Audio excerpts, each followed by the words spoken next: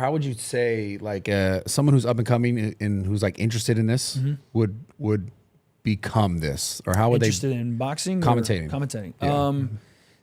Like what I you took a do. non-traditional route, so it's possible. You know, like a lot of people want to go get the journalism degree. They want to go get they want to go write for like a a newspaper, a website for a couple of years and potentially do it that way. But you got to cut your teeth, man. You have to. Like I was fortunate enough to cut my teeth in front of 10,000 people. It was my first commentating gig. Was in front of 10,000 people. Fuck. Yeah, dude. I don't know if you ever heard of Creator Clash. Yeah, That was the one. My first one scared me to death. I had to take a high noon and pop it and throw it back to get before the I got on anxiety there. down. Just to get it down. You know what Yeah. I'm saying? And it wasn't like real boxing where people are periodically showing up. 10,000 for the first fight, going crazy. Yeah. Scared the shit out of me, but we did it. But you have to cut your teeth. You have to. It's just like any in the gym or anything else. You have to get your reps. You have to grow steadily and refine your craft. But if you want to do it the way I do it, start a YouTube channel. Get your thoughts out there. Cut your teeth by practicing on camera. That you're literally practicing while you're playing. You know what I'm saying? Every video is a chance to get better. That's the way I look at it. So what was the biggest moment for you that helped you catch steam then? Was it just the whole like... I would say on the commentary side, it was Creator Clash for sure. Okay. The fact that I did well and it was my first gig and I was doing play-by-play in my first gig, beside Face Sensei and another massive YouTuber, that's how Misfits got the look. They were like, ooh, this guy he knows his shit or whatever they saw in me. Took it to DAZN. DAZN said, "Yep, we'll bring him on." What kind of salaries is that from like that? Like Say it again. What kind of salaries they? So I didn't make a thing to do Creator Clash. I did that pro bono. It was a charity event, and I said I honestly was not going to do it. And then my boy Face Sensei, who's now my podcast co-host, was like, "Nah, let's do it. It's going to be a good thing. Trust. It's going to do well." So I did that one free, and I worked a lot of my life for free. NBA Summer League free. 3 weeks of work, go do it, whatever. So I knew about the value of doing things for free to then have some sort of resume. Resume, build from it. There was another show called Showstar that I was going to do for free, commentate it, whatever, did all the build up on my YouTube channel, and then I ended up getting a blood clot. But you got a blood clot? Yeah, bro, long story. I got ankle surgery, and from the ankle surgery, I got the blood clot, but had to then blood thinners for 7-8 months, still dealing with issues from it. But then Misfits, and I guess I don't mind talking openly about it now. My contract with DAZN was $4,000 per commentary, and then obviously they pay for flight accommodations as well. So, and again, I'm not thinking like it. I'm thinking like a YouTuber. I don't care about. You could pay me $1,500 to do commentary because I'm gonna make my content. Don't tell them that. Now they're gonna try to lowball at the you. time. Now, you know what I'm saying? That fee going up a little bit. Yeah, what the you know fuck? What I mean? Now Could have paid me $1,500. We done too many in front of too many people now. You know what I'm saying? You got to hit the line. But no, at the time it wasn't about the money, and it really still isn't, because my YouTube, I get a chance to grow it by doing these things. Yeah. I pay for my cameraman to come out. Fuck it. Get on the plane with me. We're making content all week. I'm doing 5-6 videos on the main channel. I'm doing 3-4 videos. What are they like, interview style? Like, are you talking to people? I try to switch it up. We do like a travel vlog style where I'm walking around the city that we're going to have the fights in, talking about the fights. Yeah. I started doing the face-to-faces on my own channel. Now they do them on their Misfits channel.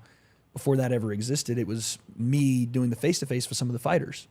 And I was pushing them. I was like, please, let me do the face-to-faces. Please, please. And again, we were in the wild so you're west. saying they stole your shit? I'm not saying they stole. That's what it sounded like. I'm just saying, like, it sounded like you said they stole your shit. I'm saying that I think I had an impact on showing what could be done. Professional. If you lean into the social media side, right? Because you're working with DAZN, who at the time doesn't necessarily maybe get it yet, because they just started this agreement with Misfits. They're just the first foray into influencer boxing is a 5-year commitment. They did a 5-year contract. Yeah. So they're figuring it out as they go. But I kind of had the ideas of being like, okay, this is what you can do. And if they happen to catch on with that and implement face-to-faces are fucking great. They're amazing. That's like the best thing. Yes, dude. So I was doing that, some interviews, and then just some breakdowns. Like the open workout would happen. I talk about it right after on my channel. Be like, oh, this is my first, point of view from being on stage. This is what went down. When Dylan, the first time, came in and threw that coffee at KSI, I was the guy he actually hit. Because I'm the one separating it. He got a little Call of Duty collateral. It smacked off me and hit KSI. And I'm sitting there with coffee all over my sweater doing my video. Just misfired on you or No, what? so what happened was this is what they, and listen, I'm not going to say I'm the guy for it, but they do need a presence in there more. You know how Logan cut the freaking microphone off his face? Yeah. They needed somebody in the middle that's going to be able to, hey, whoa, stop. And fair play to Ariel. I don't blame him getting out of there. You know, Ariel Helwani got out of there, but instinctually, I try to step in and make sure no one gets hurt, you know, because in my mind, it's about the show. Fucking hurt me, cool, whatever. Yeah. But don't hurt each other because the show's got to go on. So I stepped in when KSI and Dylan were going in. I stepped in front of KSI. Boom, coffee off my head. I stepped in front of Greg Hardy and Hasim Rahman Jr. for some reason. Don't know why I did that. I was trying to like get between Greg Hardy, who's a 300-pound man, and it was like trying to push this wall. It's more than 260, bro. Dude, Yeah, you ain't, that guy, you ain't that got a shot with that guy. Nah, I'm fucked, dude. You know what I'm saying? 260, He's something 261, I'm done, dude. Done, dog. 261, that's it. I'm like, yeah. That's 290, all pro defensive end. Motherfucker is killing you. Watch out, bro. Yeah. It was like me trying to push a wall. I was like, what am I doing? He just tossed me aside like a baby. I was like, all right, well. But yeah, dude, that's like I said, I don't mind talking about it publicly, but I always looked at the commentary stuff as an opportunity to grow the YouTube and to show my skills on commentary. So it wasn't a money thing with me. So you really love this commentary shit? Love it.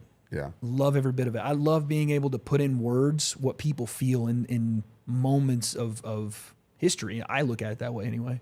Yeah. Because why do you care so much about that? I don't know. I think there's a portion of it, and it's funny that I'm saying this now because KSI has made a big thing about legacy. For me, I've always wanted to be remembered as something. I come from a family of, welders essentially in East Tennessee that allow me to do what I do. But my dad, grew up in the town he, was born in.